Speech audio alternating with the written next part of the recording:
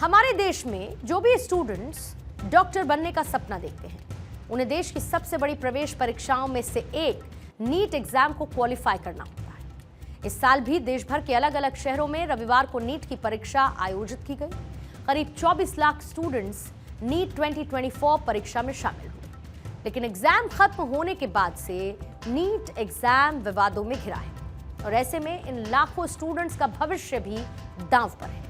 पहला मामला बिहार की राजधानी पटना में सामने आया, जहां पर नीट यूजी पेपर लीक का है। नीट परीक्षा के पेपर लीक की आशंका को लेकर बिहार शरीफ, झारखंड के रांची में छापेमारी की गई। मामले में पुलिस ने कई लोगों को हिरासत में लिया है। हालांकि नीट क्वेश्चन पेपर लीक होने के संबंध में कोई आधिकारिक घोषणा नहीं की गई है। कुछ फोटोज सामने आने के बाद से लाखों स्टूडेंट्स और उनके पेरेंट्स परेशान हैं। जो दूसरी तस्वीर राजस्थान के भरतपुर की है। यहां पर लाखों रुपए लेकर नीट परीक्षा दिलाने वाले गिरोह का पर्दाफाश हुआ है। यहां पर एग्जाम सेंटर से पकड़ा गया मुन्ना भाई यानी कि dummy candidate MBBS third year का स्टूडेंट बताया जा रहा है। आरोपी ने पूछताछ के बाद पुलिस ने यहां 5 और लोगों को हिरासत में लिया। उसकी निशानदेही पर पकड़े गए 5 लोग एग्जाम सेंटर के बाहर कार में बैठे थे। पूछताछ में सामने यह आया कि डमी कैंडिडेट का सरगना रवि मीणा है और उसने 10 लाख रुपए में राहुल गुर्जर की जगह अभिषेक को डमी कैंडिडेट बनाकर परीक्षा देने के लिए भेजा।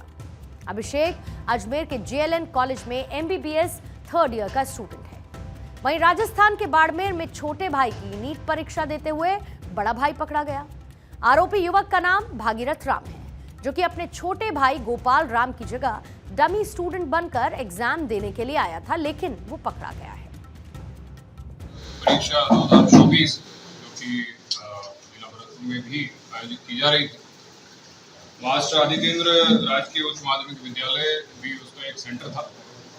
सेंटर पर रेगुलर बायोमेट्रिक्स जांच के दौरान जो एजेंसी थी, वहाँ पर एक कैंडिडेट के बायोमेट्रिक्स मिसमैच होने पर जब उससे पूछताछ की गई, पूछताछ में प्रथम दृष्टया ये तथ्य सामने आया कि एक फर्जी डमी कैंडिडेट जो है वो परीक्षा में किसी अन्य कैंडिडेट के स्थान पर बैठा हुआ था। पुलिस ने 6 युवकों को पुलिस द्वारा हिरासत में लिया गया था और प्रकरण जो है उचित धाराओं में थाना मथुरा गेट पे दर्ज किया गया था। सोशल मीडिया पर तेजी से पेपर लीक होने की खबरें वायरल होने लगी। नीट एग्जाम को लेकर हंगामा मचा था। परीक्षा का संचालन करने वाली नेशनल टेस्टिंग एजेंसी लगातार नए नोटिस जारी करते हुए अपना क्लैरिफिकेशन दे रही थी। अब एनटीए ने नया नोटिस जारी किया और जारी नोटिस में एनटीए ने कुछ पॉइंट्स में अपनी पूरी तस्वीर को साफ कर दिया है। एनटीए ने यह कहा है कि सिक्योरिटी प्रोटोकॉल और एसओपी यानी कि स्टैंडर्ड ऑपरेटिंग प्रोसीजर द्वारा यह पता लगाया गया कि नीट पेपर लीक की तरफ इशारा कर रहे सोशल मीडिया के पोस्ट पूरी तरह से गलत है। इनका कोई आधार नहीं। इन अफवाहों पर विराम लगाने के लिए यह भी बताया जा रहा है कि हर एक नीट प्रश्न पत्र का डेटा रखा जाता है। एक बार सेंटर का गेट बंद होने के बाद बाहर से कोई भी एग्जाम हॉल में एंटर नहीं कर सकता। पूरा कैंपस सीसीटीवी की निगरानी में रहता है। इसके अलावा सोशल मीडिया पर वायरल नीट प्रश्न पत्र की किसी भी और फोटो का उन प्रश्न पत्रों से कोई वास्ता नहीं जो कि परीक्षा में डिस्ट्रीब्यूट किए गए, बांटे गए। कुछ गड़बड़ियों के मामले जरूर सामने आए हैं जिन पर सख्त कार्रवाई की गई है। परीक्षा खत्म होने के बाद किसी भी तरीके की गड़बड़ी यूएफएम यानी अनफेयर मीन्स का पता लगाने के लिए एनटीए पोस्ट एग्जाम एनालिसिस करता है। निर्धारित नियमों के अनुसार ऐसी गड़बड़ी वाले मामलों पर एक्शन लिया जाता है और इन सख्त कार्रवाई में गड़बड़ी करने वाले स्टूडेंट्स की कैंडिडेसी रद्द करने से लेकर उसे आने वाले वर्षों में परीक्षा से बाहर कर देना भी शामिल रहता है। देश के 557 शहरों के साथ विदेशों के 14 शहरों में नीट यूजी परीक्षा 2024 का आयोजन किया गया। 4750 केंद्रों पर 24 लाख अभ्यर्थियों ने इस परीक्षा में भाग लिया था और कुछ ही घंटों के बाद पेपर लीक का दावा करने वाले कई सोशल मीडिया पोस्ट सामने आने लगे। नीट एग्जाम को लेकर सियासत भी शुरू हो गई। कांग्रेस की महासचिव प्रियंका गांधी ने कहा, एक बार फिर से नीट का पेपर लीक होने की खबरें आ रही हैं। देश के 24 लाख युवाओं के भविष्य के साथ फिर से खिलवाड़ हुआ। पिछले 10 वर्षों से करोड़ों होनहार युवाओं के साथ चल रहा यह सिलसिला बंद होने का नाम नहीं ले रहा। क्या देश के प्रधानमंत्री इस पर कुछ कहेंगे? युवाओं को बहलाने के लिए संसद में पेपर लीक के खिलाफ कानून पास हुआ। वो कानून कहां पर है, लागू क्यों नहीं होता? इसीलिए बेरोजगारी और नौकरियों में भ्रष्टाचार इस चुनाव का सबसे बड़ा मुद्दा है। हमारे न्याय पत्र का संकल्प है कि पेपर लीक बंद होगा, भर्तियां कैलेंडर के हिसाब से निकलेंगी, खाली पद भरे जाएंगे, युवाओं के भविष्य के साथ ये खिलवाड़ बंद होगा और हम ये करके दिखाएंगे।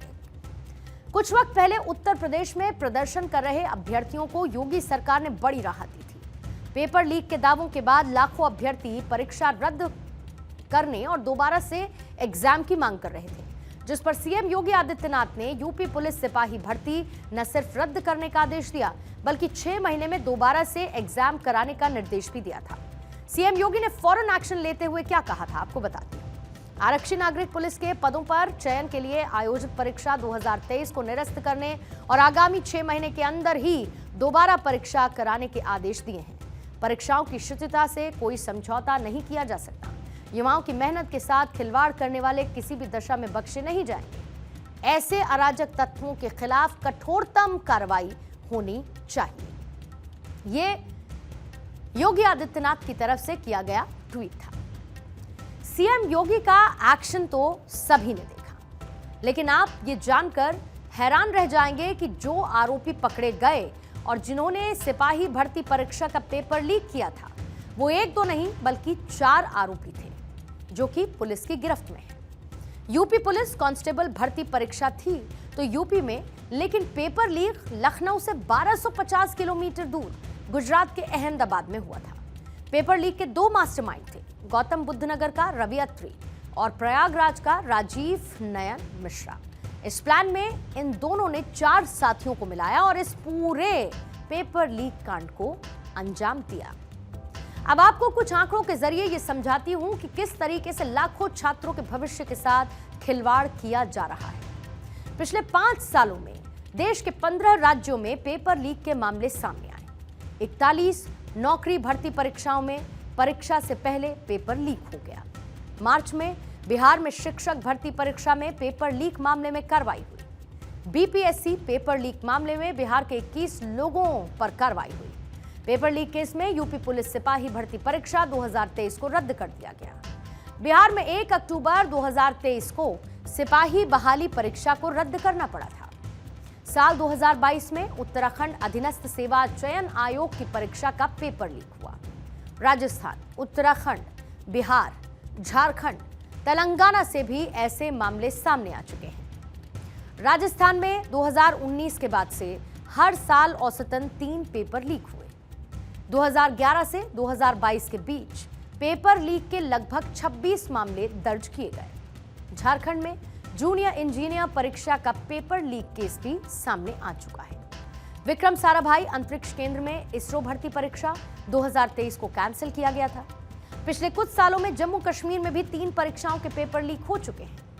जाहिर तौर पर कि आंकड़े अपने आप में चौंकाने वाले नजर आते हैं, लेकिन न सिर्फ चौंकाने वाले बल्कि इसके साथ साथ सबसे बड़ा सवाल ये है कि ये नकल माफिया जो इस पूरे घटना को अंजाम देते हैं, वो कितने छात्रों के भविष्य के साथ खिलवाड़ करते हैं, क्या ये सोचते होंगे?